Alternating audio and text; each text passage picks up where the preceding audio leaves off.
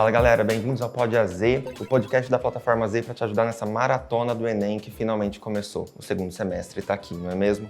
E hoje eu recebo aqui o professor Deps, um monstro de química também da mesma unidade, mas dá aula em várias outras, que veio conversar com a gente sobre química em especial, ciências naturais, e nos ajudar a construir repertório para conversar sobre isso. Então, bem-vindo, Deps, obrigado por vir hoje. Tudo bem? Ô, Rafa, tudo bem? Um abraço aí ao pessoal do AZ. Bom, é aquilo que a gente estava já conversando, né, Rafa? O repertório de uma redação pode envolver, na minha opinião, coisas relacionadas com a ciência da natureza, ciências naturais e provavelmente química, né? E normalmente, como você estava me perguntando fora aqui, em off, né? O que poderia aparecer? Na realidade, eu acredito que hoje está em moda a radioatividade. Com certeza. Né? Pela série Radioactive, né? Pela série de Madame Curie. E é lógico que o que é meio padrão, eu acredito que possam perguntar. Mas todo mundo sabe que Madame Curie ganhou 2 Nobel, um de físico de química, que inventou o polônio, que fez o rádio. Mas poucas pessoas sabem que ela fez uma das coisas maravilhosas, que eu acredito que dentro de uma redação funciona muito bem, que ela foi a primeira pessoa a pensar num aparelho de radiografia móvel. Na Primeira Guerra, ela foi com a filha dela, chamada Irene, levar esse aparelho de rádio para fazer exatamente o análise do que o soldado tinha quebrado a perna ou não. Isso ajudou muito. Isso revoluciona a medicina. Você imagina. Não é Então, mesmo? de repente, isso poderia ser colocado, né? Com Uma coisa certeza. diferente, porque todo mundo vai escrever o que ela fez, mas poucas pessoas sabem. Lógico que eu espero que não falem também, né? Ela é namoradeira, né? Ela casou com o Pierre Curie, porque antigamente, né, ela é da Polônia, então que o elemento químico chamado polônio vem daí. E ela chamava Kuchatowska, depois que virou Madame Curie. Então ela casou com o Pierre Curie, inclusive que cara que deu emprego para ela na Sorbonne. E um fato interessante, né, ele morreu atropelado por uma charrete. E isso é comentado, inclusive, nessa série.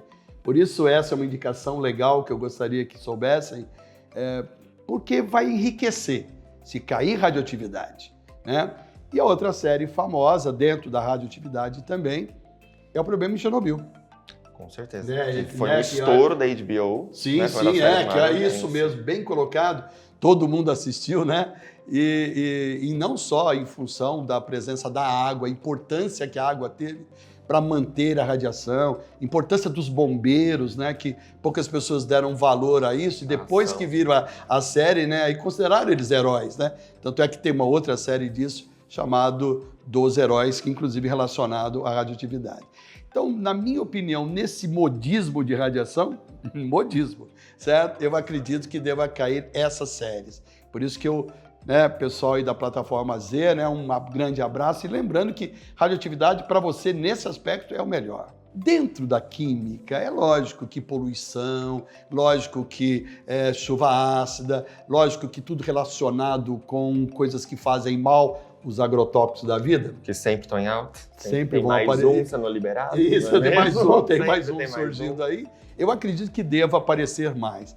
Mas uma coisa bastante interessante, conversando com um amigo meu, professor de História, professor Felipe, lembrando da Revolução Russa. A Revolução Russa teve um fato bastante interessante, né? Nikos, Alexander, né? Czar e Czarina. E quem ali interferiu, porque ele cuidava do filho do Sergei, que era hemofílico e tal, um cara muito famoso chamado Rasputin. Esse cara foi um cara que influenciou algumas coisas que o Czar fazia, e aí era um cara odiado, né? E um fato bastante interessante foi o veneno utilizado para tentar matar o Rasputin. Esse veneno chamava cicuta lá atrás. Tanto é que Sócrates foi obrigado a tomar cicuta com 80 anos de idade, porque o Senado o culpou por ele saber mais do que um homem pode compreender. Você imagina? Por influenciar. Você imagina, você tem que se matar porque você é inteligente. Sabe muito. Você estava lascado, viu? Então, por esse motivo, eu acredito que esse veneno vai ser comentado, porque quando foi colocado o veneno no doce que ele comia, ele não morreu. Por que ele não morreu? Aí, dentro de um contexto histórico, dentro de um contexto de redação, seria interessante o aluno desenvolver por que ele não morreu. Porque quando o cara colocou o veneno em cima do doce, exalou um cheiro de amêndoa. E o Rasputin comia esse doce com muita frequência. Ia saber que estava envenenado. Percebeu que tinha algo diferente. Lógico que estava certo. Aí o que acontece? O cozinheiro ficou com medo e fez novamente outro doce. Só que ele usou o veneno como ingrediente. Então, açúcar, veneno, leite. Uma receita tranquila. Uma receita caseira, vamos dizer caseira. assim. Aí o que aconteceu? O açúcar é sacarose. Ele hidrolisa, vira glicose e frutose, que é aldeído e cetona. Isso reage com cianeto e vira aldocenidrina.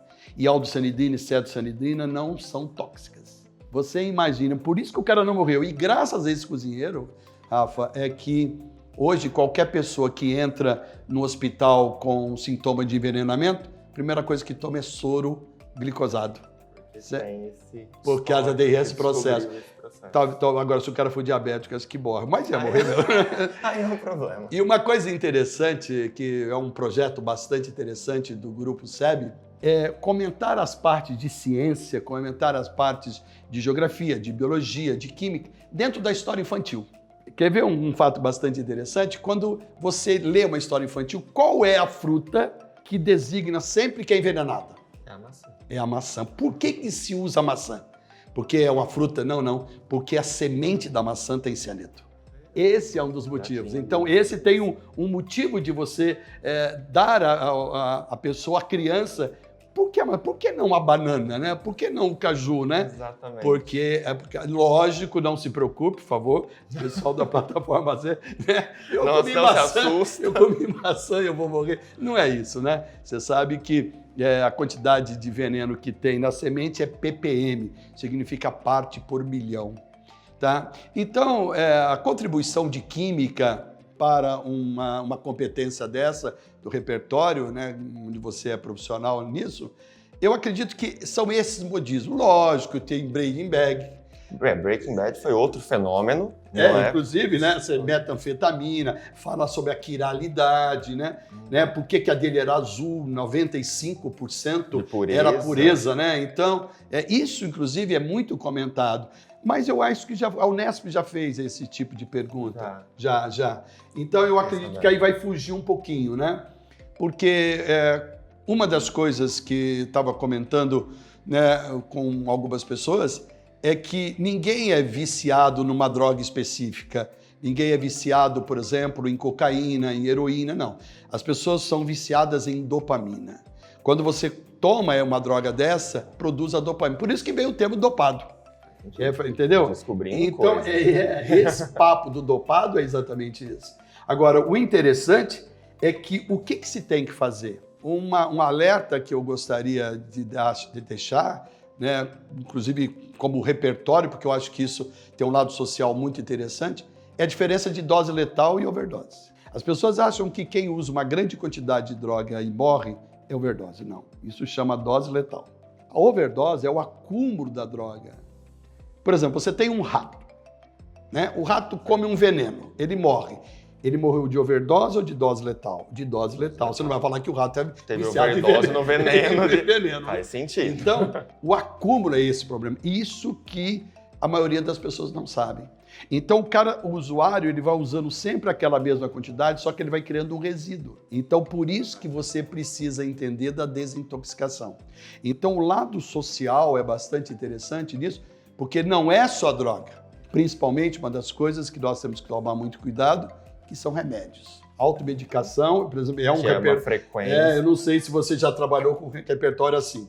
Já, né? Necessário. Porque a automedicação é um negócio... E a gente já tomou tanta Neosaldina que não funciona mais. Tem que trocar por outro remédio mais. E isso não é somente, por exemplo, o remédio, é qualquer coisa. Então você pode ter overdose e não morrer.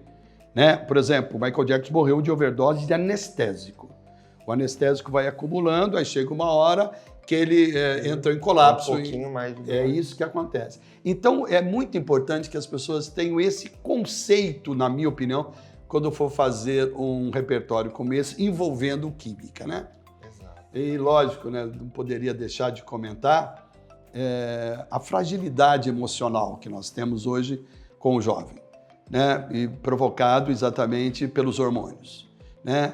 É muito comum as pessoas falarem assim, rolou uma química entre nós, né? Expressão comum. É porque o amor é químico. Sim. O amor é químico. São vários hormônios. Você, quando ama uma pessoa, você produz uma substância química chamada serotonina, que é a molécula da felicidade. É o que torna você feliz, né? Então, é isso tudo. Por isso, eu fico um pouco preocupado, eu não sei, vou até pedir sua opinião. Quando alguém faz um repertório de química, por exemplo, como um assunto, não é necessário colocar o nome da substância, certo? Não é necessário, não é preciso. Não, tem que se explicar o processo, que quando você se apaixona por alguém, ocorre a liberação de hormônios que levam a um estado de felicidade, mas não tem que explicar o nome da molécula, o nome do hormônio. Isso não é necessário para a redação. Porque senão é um conhecimento muito específico. É muito específico, né? Exatamente. Já começa a mesclar. Claro, a interdisciplinaridade é necessária, né? Óbvio, tanto que estamos aqui, mas se é cobrado esse nível de especificidade sobre uma molécula, a prova de redação ela começa a aparecer uma questão que engloba vários aspectos. Verdade. Para o cara escrever, tem que saber exatamente uma questão de química. Sim. Poxa. Não, porque eu vi recentemente num vestibular da UERJ falando sobre o cheiro do peixe. O cheiro do peixe é cadaverina, é putrescina, é uma amina, e a amina é uma substância básica. Então, o que a gente faz? Lava a mão com ácido, não vai usar sulfúrico, né? Senão perde a mão, né? Mas vai usar vinagre, vai usar limão. Então, quando eu li aquilo, eu falei, pô, será que ele precisa ter o conhecimento químico para escrever isso, para dizer que é uma amina, que é cadaverina? Não precisa, você foi muito bem claro nesse aspecto.